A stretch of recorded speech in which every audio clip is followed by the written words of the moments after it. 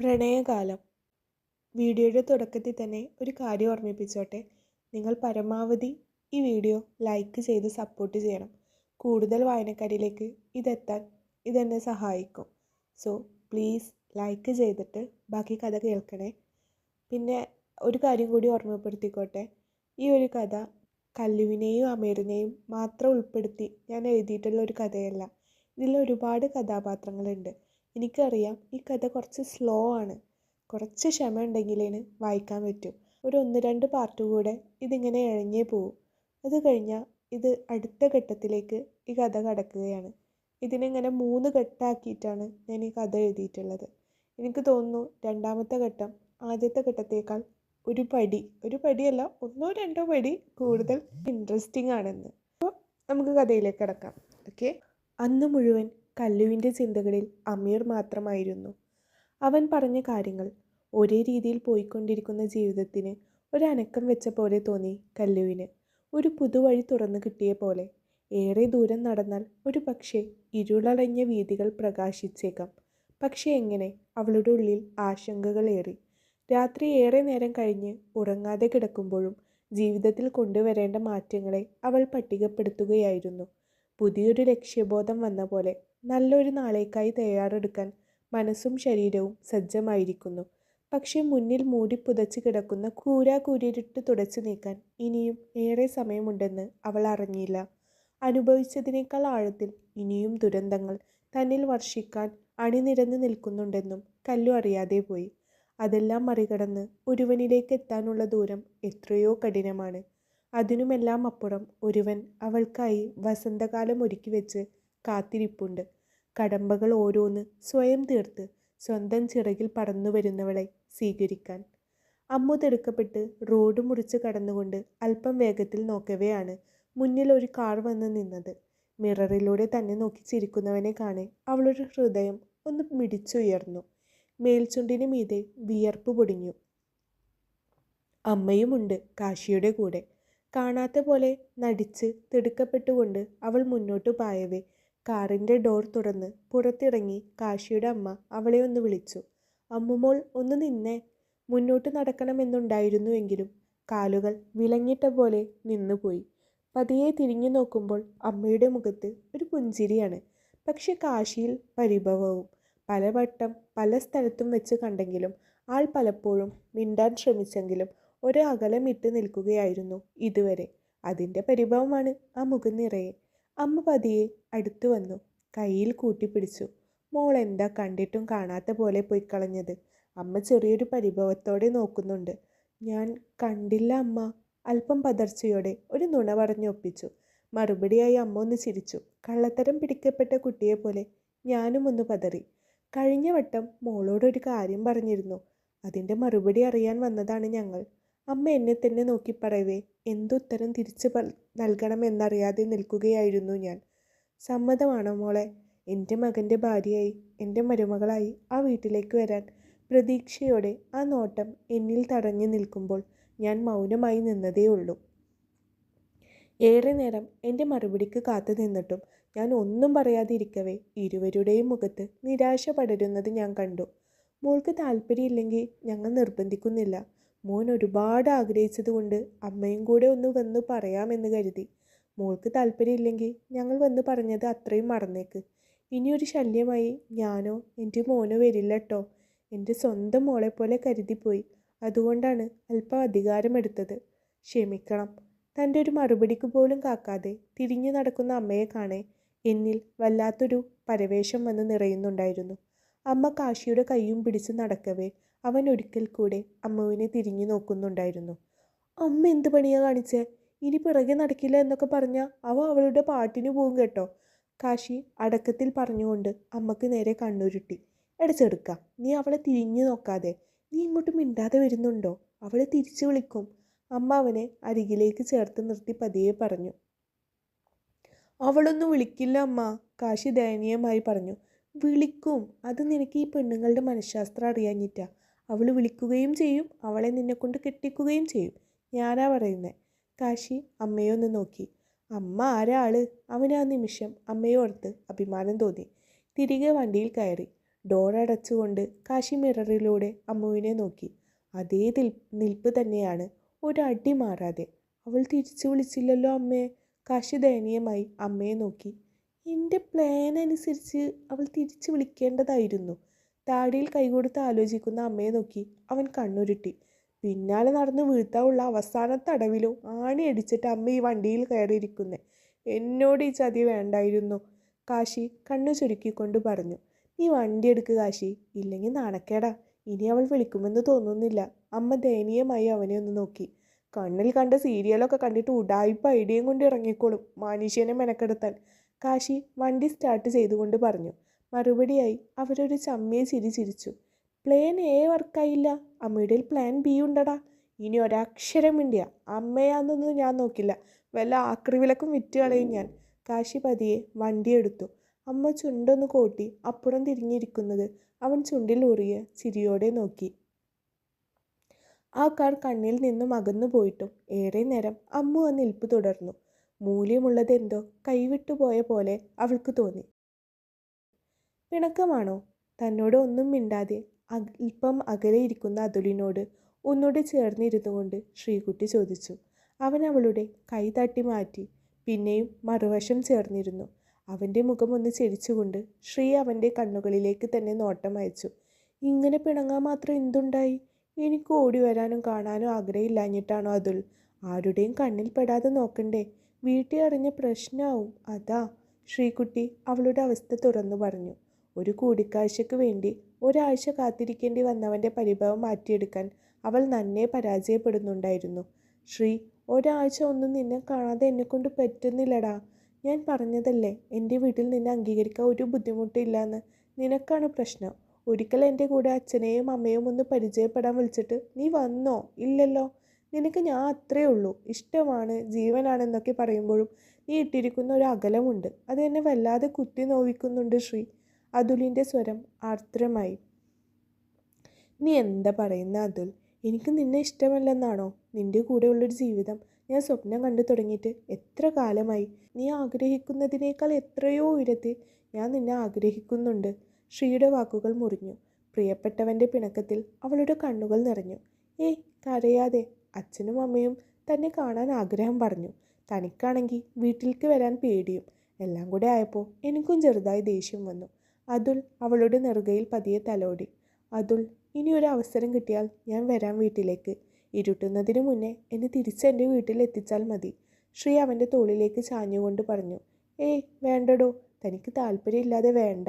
അതുൽ പെട്ടെന്ന് മാന്യതയുടെ മുഖംമൂടി എടുത്തണിഞ്ഞു. എനിക്കും ആഗ്രഹമുണ്ട് അതുൽ. അച്ഛനെയും അമ്മയെയും കാണാൻ അവസരം കിട്ടിയാൽ ഞാൻ വരും.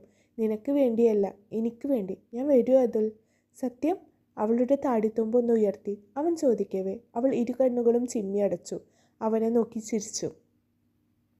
അവളെ ഒന്നുകൂടെ തന്നിലേക്ക് വലിച്ചടിപ്പിച്ചുകൊണ്ട് അവൻ അവൾക്ക് വേണ്ടി വിരിച്ച കിണിയുടെ കെട്ടുമുറുക്കി. ക്രൂരമായ ഒരു ചിരി അവൻ്റെ ചുണ്ടിൽ വിരിഞ്ഞു. ശ്രീകുട്ടി അതൊന്നും അറിയാതെ അതുലിനൊപ്പം ഉള്ള നല്ലൊരു ജീവിതം സ്വപ്നം കണ്ടു തുടങ്ങിയിരുന്നു. എന്താടോ മാനം നോക്കിയൊരു ഇരിപ്പ്? കുറെ നേരമായല്ലോ. അവടാച്ചൻ ആനിയുടെ കഴുത്തിലൂടെ കൈയിട്ടുകൊണ്ട് അവരുടെ അടുത്തേക്ക് നീങ്ങിയിരുന്നു. ആനി ചെറുതായി ഒന്ന് ചിരിച്ചുവെങ്കിലും ഒന്നും പറഞ്ഞില്ല. കയ്യിലെ കട്ടൻ കാപ്പി ഒരു ഗ്ലാസ്സിലേക്ക് പകർന്നുകൊണ്ട് അയാൾ ആനിക്ക് നേരെ നീട്ടി. അവൾ അത് വാങ്ങി കയ്യിൽ വെച്ചു. കല്യാണിയാണോ ഈ നെഞ്ചിൽ? ചൂട് കാപ്പി ഒരു കവിൾ ഊതി കുടിച്ചുകൊണ്ട് അയാൾ ആനിയെ നോക്കി. അല്ലുമോൾ കല്ലുവിൻ്റെ വീട്ടിൽ പോയതിനു ശേഷം പറഞ്ഞത് അത്രയും മനസ്സിൽ തങ്ങി നിൽക്കുന്നു. ശേഖരൻ എന്ന് പറയുന്ന മൃഗത്തിൻ്റെ ഉദ്ദേശം എന്തായിരിക്കും? പേടി തോന്നുന്നു എനിക്ക്. ആനി അവടാച്ചനെ നോക്കിക്കൊണ്ട് ചോദിച്ചു. അവൾക്ക് ഇങ്ങ് പോന്നൂടെ? എത്ര വട്ടം വിളിച്ചതാണ് ഞാൻ. അല്ലെങ്കിലും ഞാൻ ആരാണല്ലേ അവൾക്ക് വിളിക്കുമ്പോഴേക്കും ഇങ്ങോട്ട് ഓടി വരാൻ? എന്തൊക്കെ പറഞ്ഞാലും ആ ശേഖരൻ എന്ന് പറയുന്ന മരവാഴയാണല്ലോ അവളുടെ തന്ത. അപ്പോൾ ആ തട്ട് താണ് തന്നെ ഇരിക്കും. ആനയിൽ പൊടുന്നനെ രോഷം നിറഞ്ഞു. അവൾ അണപ്പല്ല് കടിച്ചു. അവടാച്ചൻ ഒന്ന് ചിരിച്ചു. ഈ ഇടയായി എൻ്റെ ആനിക്കൊച്ചിന് വല്ലാത്ത ദേഷ്യമാണല്ലോ. മറുപടിയായി ആനി അവടാച്ചനെ ഒന്ന് തറപ്പിച്ചു വെച്ച് നോക്കി. എടോ, ഇന്നല്ലെങ്കിൽ നാളെ അവൾ ഇങ്ങോട്ട് തന്നെ വരും. അതിനൊരു തർക്കവുമില്ല. നാളെ അവൾ ഇവിടെ ഒരു അധികപ്പറ്റാണെന്ന് അവൾക്ക് തോന്നിക്കൂടാ. അതിന് അവൾ തനിയെ ഇങ്ങോട്ട് കയറി വരണം. അല്ലാതെ നിർബന്ധിച്ചു കൊടുന്നാൽ അതിന് വലിയ ആയുസ്സൊന്നും ഉണ്ടാവില്ല ആനി. അതുകൊണ്ട് ഇപ്പോൾ നീ ആലോചിച്ച് തല പുണ്ണാക്കണ്ട. അവൾക്കൊന്നും പറ്റില്ല. നമ്മളൊക്കെ ഇവിടെ ഇല്ലേ? കൊച്ചിപ്പോൾ സമാധാനമായിട്ടിരിക്ക്. നീ ഇതൊന്ന് കഴിച്ചേ. നല്ല ചൂട് പരിപ്പ് വടയാ. അല്ലു വന്ന് കണ്ട പിന്നെ തീർന്നു. നിനക്കൊരു കഷ്ണം പോലും കിട്ടില്ല കൊച്ചേ. അയാൾ ആ പരിപ്പ് വടയിൽ നിന്നും ഒരു കഷ്ണം പൊട്ടിച്ചെടുത്ത് പതിയെ ഊതിക്കൊണ്ട് ആനിയമ്മയുടെ ചുണ്ടോട് അടുപ്പിച്ചു.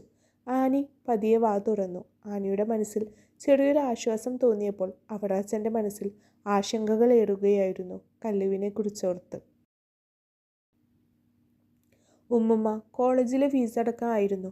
ഉപ്പാടെ ബിസിനസ്സൊക്കെ വല്ലാതെ മോശമാണ്. ഇത്തവണത്തേക്ക് ഉമ്മുമ്മ ഒന്ന് സഹായിക്കാമോ? അജ്മൽ പ്രതീക്ഷയോടെ ബിയുമ്മയെ നോക്കി. അനക്കിപ്പോൾ എത്ര വേണം മോനെ കോളേജിൽ കൊടുക്കാൻ? അവർ സ്നേഹത്തോടെ പേരക്കുട്ടിയുടെ നെറുകയിൽ തലോടി. ഒരു 20,000 വേണം ഉമ്മുമ്മ. അജ്മൽ ഒളികണ്ണിട്ട് ബിയുമ്മയെ നോക്കി. 20ഓ? കഴിഞ്ഞ വട്ടം 15 തന്നു വിട്ടതല്ലേ? ബിയുമ്മ അങ്കലാപ്പോടെ അവനെ നോക്കി.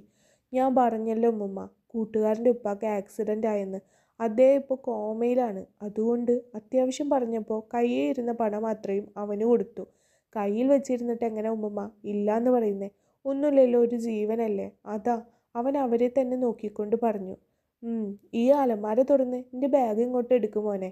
ബിയുമ്മ അലമാരയിലേക്ക് വിരൽ ചൂണ്ടി. അവനൊന്ന് ചിരിച്ചുകൊണ്ട് വേഗത്തിൽ അലമാര തുറന്ന് ബാഗ് എടുത്തു കൊടുത്തു. അതിൽ നിന്നും ആയാസപ്പെട്ട് എണ്ണിത്തിട്ടപ്പെടുത്തി അവൻ ചോദിച്ച പണം കൊടുക്കുമ്പോൾ അവൻ്റെ കഴുകൻ കണ്ണുകൾ അത്രയും ബീവിയുമ്മയുടെ ദേഹത്ത് കിടക്കുന്ന സ്വർണങ്ങളിലായിരുന്നു. നന്നായി പഠിക്കണട്ടാ. ആവശ്യമില്ലാത്ത ചിന്തകളൊന്നും കൊണ്ട് നടക്കരുത്. എൻ്റെ ഉമ്മാക്ക് അല്പം എടുത്തുചാട്ടവും ദേഷ്യവും ഒക്കെ ഉണ്ടെങ്കിലും ഉള്ളിലൊന്നുമില്ല. നീ പഠിച്ച് നേരാവണം എന്നൊരു ചിന്ത മാത്രമേ ഉള്ളൂ അതിന്. അജ്മലിൻ്റെ കൈകളിൽ പണം കൊടുത്തുകൊണ്ട് അവർ വാത്സല്യത്തോടെ പറയവേ അവൻ മറുപടിയായി ഒന്ന് ചിരിക്കുക മാത്രം ചെയ്തു. ഉമ്മുമ്മയുടെ കവിളിൽ ഒരു മുത്തവും കൊടുത്തുകൊണ്ട് വന്ന ഉദ്ദേശം പൂർത്തിയായ സന്തോഷത്തിൽ അവൻ മുറിവിട്ട് ഇറങ്ങി. കയ്യിലെ പണത്തിൻ്റെ കനം നോക്കിക്കൊണ്ട് അവൻ തിരിഞ്ഞു നോക്കിയത് ഇരു കൈകളും മാറിൽ പിണച്ചു കെട്ടി അവനെ തന്നെ ഉറ്റുനോക്കി നിൽക്കുന്ന അമീറിനെയാണ്. അജ്മൽ ഞൊടിയിടയിൽ കയ്യിലെ പണം പുറകിലേക്ക് പിടിച്ചു. അമീർ അവൻ്റെ അടുത്തേക്ക് പതിയെ വന്നു. അമീർ വരുംതോറും അവൻ പിറകിലേക്ക് അടിവെച്ചു മാറി. നീ എന്താ അജ്മലിൽ നിന്ന് പരുങ്ങുന്നത്? അമീർ അവൻ്റെ മുഖത്തേക്ക് ഉറ്റുനോക്കിക്കൊണ്ട് ചോദിച്ചു. പരുങ്ങുകയോ? ഞാനോ? അമീർക്കാക്ക് തോന്നിയതാവും. ഞാൻ ഇതുവഴി പോയപ്പോൾ കയറിയെന്നേ ഉള്ളൂ. ഉമ്മുമ്മയെ കണ്ടിട്ട് പോവാമെന്ന് കരുതി. അജ്മൽ ചെറിയ പതർച്ചയോടെ പറഞ്ഞു നിർത്തി. നീ 2-3 ദിവസം മുന്നേ വന്ന് പോയതല്ലേ? അമീർ അവനെ തന്നെ ഉറ്റുനോക്കിക്കൊണ്ട് ചോദിച്ചു. അതെന്താ, എനിക്ക് ഉമ്മുമ്മയെ കാണാൻ വരാൻ പാടില്ല എന്നാണോ? അജ്മലിൽ ചെറുതായൊരു ദേഷ്യം തലപൊക്കി തുടങ്ങി. അങ്ങനെ ഞാൻ പറഞ്ഞില്ല. പണ്ടത്തെ അജ്മലായിരുന്നുവെങ്കിൽ ഞാൻ ഇങ്ങനെ ഒരു ചോദ്യം പോലും ചോദിക്കില്ലായിരുന്നു. ഇപ്പോൾ ഞാൻ അങ്ങനെ ചോദിച്ചിട്ടുണ്ടെങ്കിൽ അതിനുള്ള ഉത്തരവാദിയും നീ തന്നെയാണ്. അമീർ ശാന്തമായി പറഞ്ഞുകൊണ്ട് അവനെ തന്നെ നോക്കി. അന്ന് അങ്ങനെ ഒരു അബദ്ധം പറ്റിയെന്ന് കരുതി എപ്പോഴും ആ കണ്ണിൽ എന്നെ കാണണ്ട കാക്ക. അറക്കൽ അമീറിനെ പോലെ തന്നെ അജ്മലിനും അവകാശമുണ്ട്. അജ്മൽ പോർക്കോഴിയെ പോലെ അമീറിനെ നോക്കി. അധികാരവും അവകാശവും അവിടെ നിൽക്കട്ടെ. അജ്മലെ, ഇപ്പോൾ നിന്റെ കയ്യിൽ എന്തായെന്നൊന്ന് കാണിച്ചേ. അമീർ മറച്ചു പിടിച്ചിരിക്കുന്ന അവൻ്റെ കയ്യിലേക്ക് നോട്ടം പായിച്ചുകൊണ്ട് ചോദിച്ചു. കയ്യിലോ? എന്ത്? ഒന്നുമില്ല. ഒട്ടൊരു പതർച്ചയോടെ പറയുന്നവനെ അമീർ നോക്കി നിന്നുപോയി. ഞൊടിയിടയിൽ അജ്മലിൻ്റെ വലത്തെ കൈയിൽ അമീർ പിടുത്തമിട്ടു കഴിഞ്ഞിരുന്നു. മുന്നോട്ട് വലിച്ചടുപ്പിച്ച കയ്യിലെ നോട്ടുകെട്ടിൽ അമീറിൻ്റെ കണ്ണുകൾ ഉടക്കി. എന്താടാ ഇത്? അമീർ അജ്മലിനെ തന്നെ തടപ്പിച്ചു നോക്കിക്കൊണ്ട് ചോദിച്ചു. പണം കണ്ടറിഞ്ഞൂടെ? അജ്മൽ സംസാരിക്കാൻ ഒട്ടും താല്പര്യമില്ലാത്ത പോലെ അമീറിനെ നോക്കി. അതെനിക്ക് മനസ്സിലായി. ഇത്രയും അധികം രൂപ നിനക്ക് എന്തിനാന്നാ ചോദിച്ചത്? കോളേജിലെ ഫീസ് അടക്കം ഉമ്മുമ്മ തന്നതാണ്. അതിനിപ്പോൾ എന്താ? അജ്മൽ ദേഷ്യം കൊണ്ട് വിറച്ചുപോയി. കഴിഞ്ഞ 2 മാസമായി കോളേജിൻ്റെ പടി ചവിട്ടാത്ത നിനക്ക് എന്തിനാ കോളേജിൽ അടക്കം ഫീസ് എന്നാ ഞാൻ ചോദിച്ചത്. അമീർ അവനെ ഒന്ന് തറപ്പിച്ച് നോക്കിക്കൊണ്ട് ചോദിച്ചു. ആ ചോദ്യത്തിൽ അജ്മലിൻ്റെ മുഖം ദേഷ്യത്തിൽ നിന്നും പരിഭ്രമത്തിലേക്ക് വഴിമാറിയത് അമീർ നോക്കി നിന്നു. ഇക്കാക്ക ഇപ്പോൾ ഡോക്ടർ ജോലിയൊക്കെ വിട്ടിട്ട് എൻ്റെ പിന്നാലെ ചാരപ്രവൃത്തിയുമായി ഇറങ്ങിയിരിക്കുകയാണോ? അജ്മൽ പുച്ഛത്തോടെ അമീറിനെ തന്നെ നോക്കി. എവിടെ മുതലാണ് അജു നിനക്ക് ജീവിതത്തിൽ താളം തെറ്റിത്തുടങ്ങിയത്? അമീർ അവനിലെ ഓരോ മാറ്റങ്ങളും കണ്ണുകൊണ്ട് ചികഞ്ഞു. അവൻ്റെ കുറിക്കു കൊള്ളുന്ന മറുപടികൾ, മുഖഭാവം എല്ലാം കൂടെ അവൻ മറ്റൊരാളായ പോലെ. എല്ലാവർക്കും ഇക്കാക്കയെ പോലെ ഡോക്ടറാവാൻ പറ്റുമോ? ഇല്ലല്ലോ. എൻ്റെ വഴി വേറെയാ. കുറുകെ വരണ്ട. സ്വന്തം ജ്യേഷ്ഠനൊന്നുമല്ലല്ലോ. മാമൻ്റെ മോനല്ലേ. അത്രയല്ലേ ഉള്ളൂ. അജ്മലിൻ്റെ മറുപടിയിൽ അമീറിൻ്റെ ചങ്കൊന്നു പിടഞ്ഞു. ദുബായിലായിരുന്നപ്പോൾ അത്രയും ഒരു ദിവസം ഒരു നേരമെങ്കിലും വിളിച്ചിരുന്നവനാ. ഓരോ കാര്യവും ചെയ്യുമ്പോഴും അതിൻ്റെ പോസിറ്റീവും നെഗറ്റീവും 100 വട്ടം തന്നോടുകൂടി ആലോചിച്ചിരുന്നവനാ. നാട്ടിൽ വരുമ്പോൾ അത്രയും എവിടേക്ക് പോകുമ്പോഴും കൂടെ ഓടി ഇറങ്ങി വരുന്നവനാ. ഇന്നവൻ ചോദിക്കുന്നു, നിങ്ങളെനിക്ക് സ്വന്തമല്ലല്ലോ എന്ന്. എൻ്റെ വിരൽത്തുമ്പും പിടിച്ച് നടന്നിരുന്നവൻ എന്നേക്കാൾ വളർന്നിരിക്കുന്നു. അമീർ ഓർത്തു. വിരൽത്തുമ്പിൽ നിന്നും എന്നോ അവൻ നടന്നകന്നിരിക്കുന്നു. അവൻ്റെ നാശത്തിലേക്കുള്ള പാത അവനായി തന്നെ തിരഞ്ഞെടുത്തിരിക്കുന്നു. പിന്നെ നിങ്ങൾ വലിയ പുണ്യാളനൊന്നും ആവണ്ട. ആ അടുക്കളക്കാരിയോടുള്ള നിങ്ങളുടെ ഇളക്കം എനിക്ക് മനസ്സിലാവാഞ്ഞിട്ടല്ല. അല്ലെങ്കിൽ തന്നെ ആ കല്യാണി എന്ന് പറയുന്ന കറമ്പിയോട് നിങ്ങൾക്ക് പ്രേമമാണെന്നൊന്നും ഞാൻ വിശ്വസിക്കുന്നില്ല. 5 or 10 കൊടുത്താൽ അവൾ കൂടെ വരും. അതിന് എന്നെ പോലീസ് സ്റ്റേഷനിൽ ഇട്ടുകൊടുത്തുകൊണ്ട് നിങ്ങൾ അവൾക്ക് മുന്നിൽ നടത്തിയ നാടകത്തിൻ്റെ ആവശ്യമൊന്നും ഉണ്ടായിരുന്നില്ല. അജ്മൽ പറഞ്ഞു മുഴുവനിക്കും മുന്നേ അമീറിൻ്റെ കൈ അവൻ്റെ കരണം പുകച്ചു കഴിഞ്ഞിരുന്നു. നിർത്തിക്കോ നീ, ഇല്ലെങ്കിൽ ആ നാവ് ഞാൻ പിഴുതു മാറ്റും. അമീർ കവിളിൽ കൈ ചേർത്ത് നിൽക്കുന്നവനെ നോക്കിക്കൊണ്ട് ചീറി. എന്താ ഇവിടെ? മുകളിൽ നിന്നും ഹാജർ അമീറിനെയും അജ്മലിനെയും മാറി മാറി നോക്കിക്കൊണ്ട് ഇറങ്ങി വന്നു. ഇക്കൊക്കെ വെറുതെ വഴക്കുണ്ടാക്കാൻ വന്നതാ അമ്മായി. ഇപ്പോൾ തന്നെ ആ അടുക്കളക്കാരി കല്യാണിയോട് എന്തിനാണ് ഇത്ര അടുപ്പം കാണിക്കുന്നത് എന്ന് ചോദിച്ചതിനാണ് എൻ്റെ ദേഹത്ത് കൈവച്ചത്. അജ്മൽ കണ്ണ് തുടച്ചുകൊണ്ട് ഹാജറയിലേക്ക് അഭയം തേടി. ഹാജറ നോക്കുമ്പോൾ അമീർ ഒരു ഭാവമാറ്റവുമില്ലാതെ തന്നെ ഇതൊന്നും ബാധിക്കുന്നില്ല എന്ന മട്ടിൽ പുറത്തേക്ക് നോക്കി നിന്നതേയുള്ളൂ. അമീർ, നിനക്കും ഇവനും ഇവിടെ തുല്യ അവകാശമാണ്. അത് നീ മറക്കണ്ട. തല മൂത്തതാണെന്ന അധികാരത്തിലാണെങ്കിൽ അത് വേണ്ട. ഹാജറ താക്കീതോടെ അമീറിനെ നോക്കി. ഇവൻ എവിടെയെങ്കിലും പോയി നശിക്കട്ടെ എന്നാണ് മൂത്തമ്മ പറയുന്നത്. അമീർ അണപ്പല്ല് കടിച്ചു പിടിച്ചുകൊണ്ട് ഹാജറയെ നോക്കി. ഇത്ര കാലം നീ ഇവിടെ ഉണ്ടായിട്ടല്ലല്ലോ അവൻ ജീവിച്ചത്. ഇനിയും അവൻ അവൻ്റെ വഴിക്ക് ജീവിച്ചോളും. ഹാജറ പുച്ഛത്തോടെ അമീറിനെ നോക്കി. എവിടെയെങ്കിലും കിടന്ന് അടിപിടിയും തല്ലുകൊള്ളിത്തരും ഒക്കെ ആയി കിടന്ന് ചത്താലും നിങ്ങൾക്ക് കുഴപ്പമില്ലല്ലോ അല്ലേ? അറക്കലെ സ്വത്ത് ഭാഗം വെക്കുമ്പോൾ ഒരുത്തം കുറഞ്ഞു കിട്ടുമല്ലോ അല്ലേ? അമീറിൻ്റെ മറുപടിയിൽ ഹാജറയുടെ മുഖം വിളറി വെളുത്തുപോയി. മനസ്സിലിരിപ്പ് അവൻ മനസ്സിലാക്കിയതുപോലെ. ഞാൻ പോകുന്നു അമ്മായി. ഇനിയും എൻ്റെ പുറകെ നടന്ന് ശല്യം ചെയ്യണ്ട എന്ന് ഉപദേശിച്ച് വിട്ടേക്ക് ഇവിടെ ഉള്ളവരെ. അജ്മൽ അമീറിനെ ഒന്നുകൂടെ തറപ്പിച്ച് നോക്കിക്കൊണ്ട് ഇറങ്ങി നടന്നു. നീ എന്തിനാണ് അവൻ്റെ കാര്യത്തെ അനാവശ്യമായി തലയിടുന്നത്? സ്വത്തിനും പണത്തിനും വേണ്ടിയിട്ട് ഒരുത്തം തൊളിഞ്ഞേ പോയിക്കോട്ടെ എന്നൊക്കെ ചിന്തിക്കാൻ ഹാജറ അത്രയും തരം താഴ്ന്നിട്ടില്ല.